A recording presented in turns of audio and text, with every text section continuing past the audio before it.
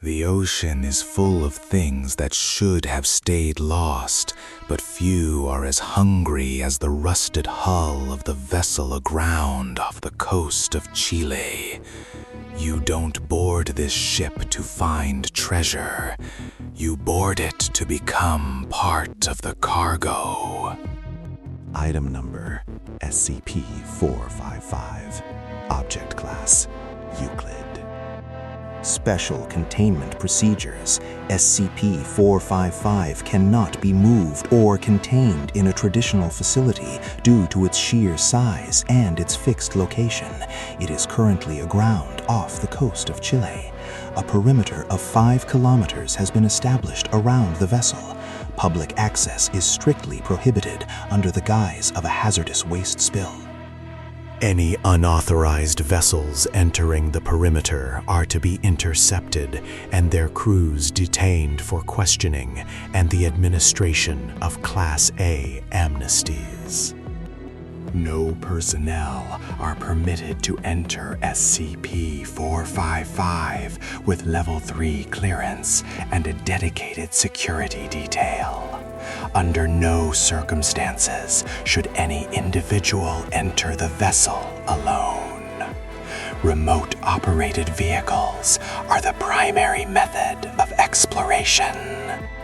If human exploration is deemed necessary, all team members must be tethered to an external winch system with high tensile steel cables. If a tether is severed, no rescue attempt is to be authorized. The individual is to be considered lost. Description: SCP-455 is a large cargo ship currently wedged into a sandbar. While the exterior shows signs of heavy weathering and extreme rust consistent with decades of abandonment, the ship's internal structure is fundamentally broken. The interior of SCP-455 is significantly larger than its exterior dimensions would suggest. It is a non-Euclidean nightmare of shifting corridors, rooms that should not exist, and architectural impossibilities. Exploration has revealed that the layout of the ship is not static.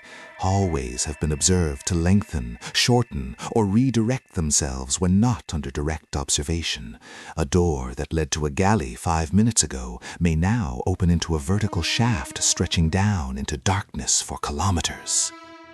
The materials composing the interior are equally volatile.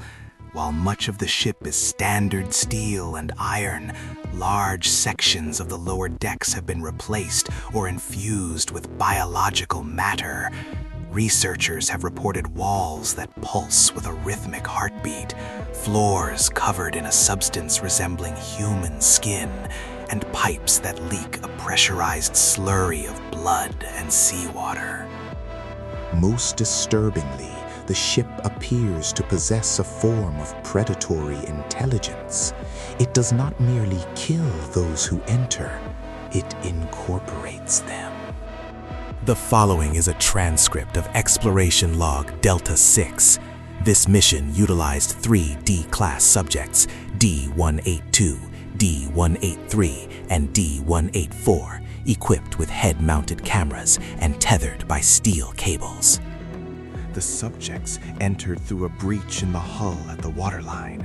For the first 10 minutes, the interior appeared to be a standard, albeit heavily rusted, cargo hold.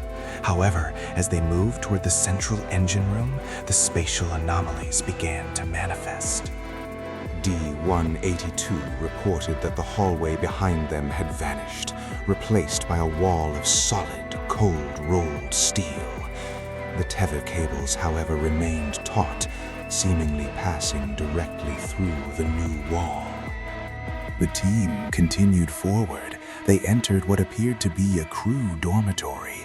D-1844 pointed his camera toward one of the bunks. The mattress was not made of foam or fabric, but of tightly woven human hair. As the camera zoomed in, the hair began to twitch.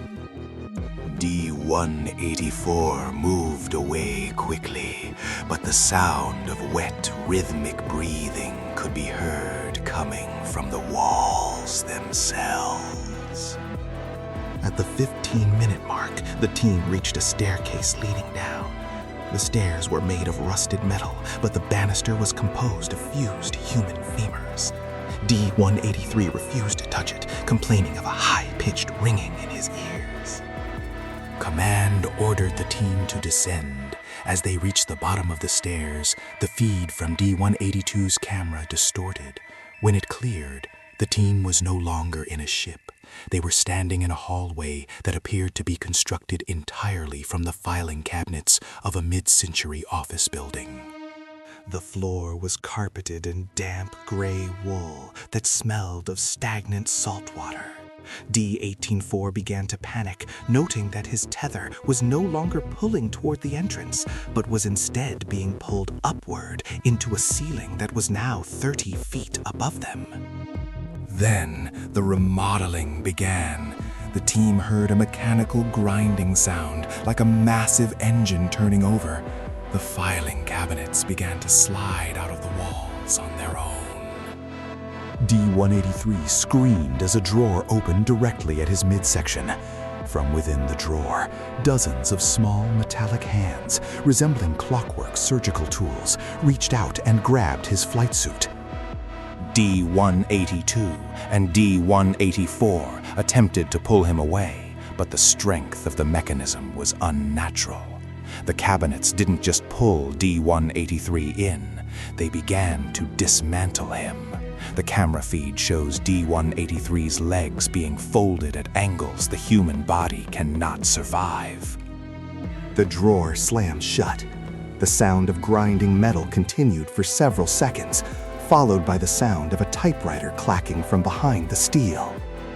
D-182 and D-184 fled deeper into the ship, ignoring orders from command to stabilize their position.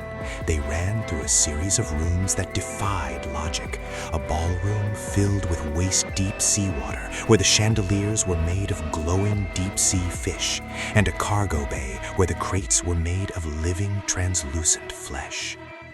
At the 30-minute mark, D-182 stopped. He claimed he heard his mother calling him from a ventilation duct. Before D-184 could intervene, D-182 placed his hand on the vent. The metal of the duct didn't just trap him, it liquefied, flowing over his arm like molten lead, then instantly re-solidifying. D-182 looked into the camera, his expression blank. He told D-184 that the ship was cold and that it needed more warmth. Then D-182's skin began to take on the texture and color of the rusted bulkhead behind him.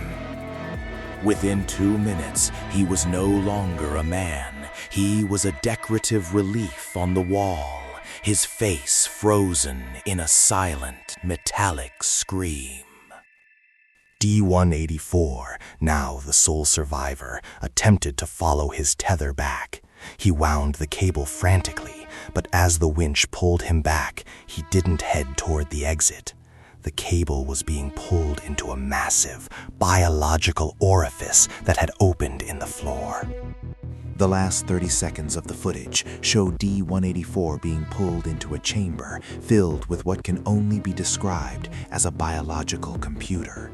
Hundreds of human brains were suspended in jars of preservative fluid, all linked together by a web of copper wiring and nervous tissue.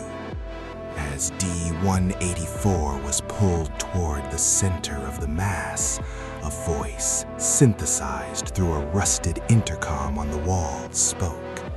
It didn't use a language recorded in any known database, but the meaning was clear to the researchers listening. It was a request for more parts. The feed cut to static as D-184's camera was crushed. Following this incident, all manned exploration of SCP-455 has been suspended indefinitely. Remote drones sent into the ship rarely return. Those that do bring back footage of the ship's lower levels, which are now almost entirely organic. The ship is growing. Recent seismic sensors placed around the wreck have detected a steady, low-frequency vibration. It is not the sound of an engine or the shifting of the tide. It is a pulse. SCP-455 is no longer just a ship that contains anomalies. The ship is a single, massive, biomechanical organism. The Foundation has calculated that if the remodeling continues at its current rate, the ship's structural integrity will be restored within the next 10 years.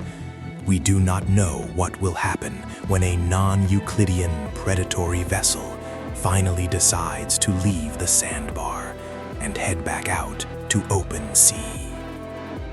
One thing is certain. The cargo ship is no longer waiting for a crew. It is building one. If you want to survive the anomalies of the deep, subscribe for more classified reports.